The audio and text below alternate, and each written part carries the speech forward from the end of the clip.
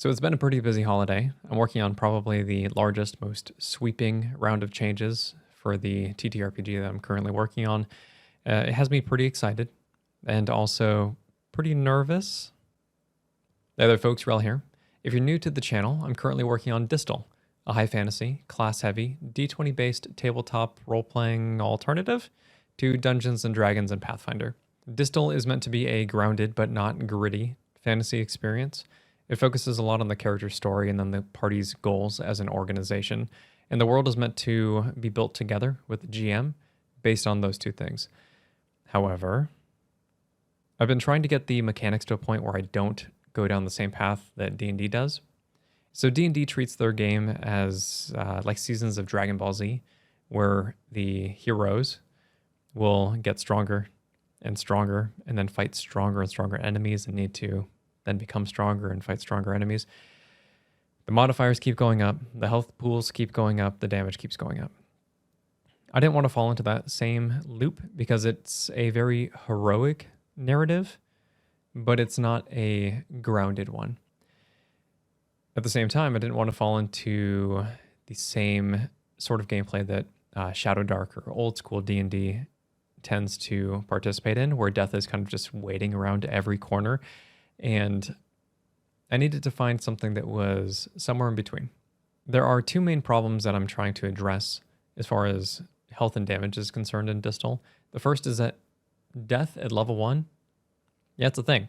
It's pretty easy to TPK a party at level 1 in Dungeons and Dragons, and it just takes, a few bad rolls. It takes the GM maybe putting in an extra monster that they probably shouldn't have, or a different type of monster, one that has like a multi-attack, and that can totally do it. This is due in no small part due to the low health pool that characters have at level 1 and the lack of capabilities to deal with the threats that they face.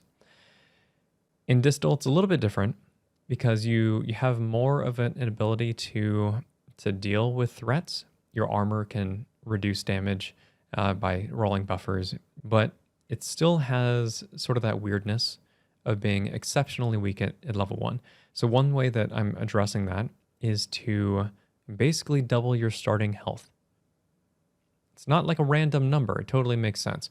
And basically, if we double your health pool, then you're going up to an amount where a two-handed weapon on the high end is not going to kill you. So it won't just take one lucky strike to kill you. It'll usually take at least another hit. That small change kind of puts you on a good baseline. The second problem is just health inflation after that point. So currently, each level, you'll gain some more health, just like you do in D&D. But the monsters are broken up into different tiers. So we say that basically, if your character is a level 1 to 3, you can play in this tier. If you're level 4 to 6, you can play in this tier. And then that represents kind of a bump in the monster's capabilities and more specifically, their health pool. Their health pool kind of jacks up, ratchets up another level. And the GM still needed to kind of feel out where their party was as far as their health pool and their capabilities in combat. One interesting change that I'm currently making and probably should have made around the same time that I was thinking about this tiering monsters is that characters now tier 2. It's a tier also. The health pool that you get at level 1 is double the current health pool, and then you're going to get your next health bump at level 4, your next health bump at level 8, your last health bump at level 12. And by doing this, we can more clearly say like, oh yeah, no, the characters who are level 4 are going to be able to play in the 4 to 6 range. Characters who are level, or I guess we'd probably change the ranges a little bit, level 8 are going to be able to play, from the 8 to whatever range. And that will create a more clear distinction between what the characters are capable of and the capabilities of the monsters that they'll be able to face. That change of tiering health for the players as well as the monsters should make the game, so for one, it's going to make the numbers way more compressed, which is something that I am partial to. I don't want to compress it so much that it's just like, that's the health that you get, and then you're like that for the rest of the game, because progression is important in Distal. However, it shouldn't be so dramatic the difference between a level 1 character and a level 12 character is Pauper and Godhood. You're not meant to be a demigod in Distal. You are meant to be a very competent fighter, adventurer, explorer, whatever. That being said, there are some downsides to handling health this way. The first of which is that people are just used to getting health per level. If you've played Dungeons and Dragons or Pathfinder, many other games have a very linear progression in this way. The other downside is that you no longer roll for health, and that's just fun to do. There are some drawbacks, but we just give you the maximum health value at the subsequent levels past 1, or rather the subsequent tiers, and that will make balancing way easier.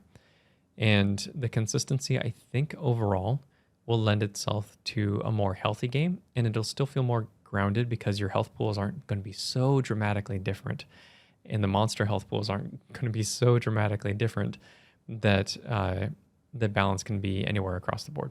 So that is about where I end up with this particular dev update. The update packet overall, it's so silly. It's so large, so many changes. The way that healing works during downtime is simplified. It's now more in line with the game's goals. Your inventory is totally refactored. You carry equipment instead of using weight. There's size, and then it all goes into your pack or it's in your holster. And it makes it way more streamlined instead of needling over small little numbers.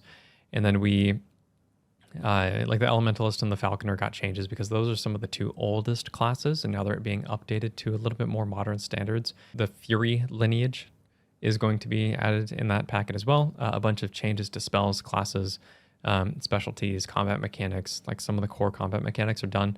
For example, ripped flanking out because it wasn't really doing a whole lot, and the game will still be just as awesome without it.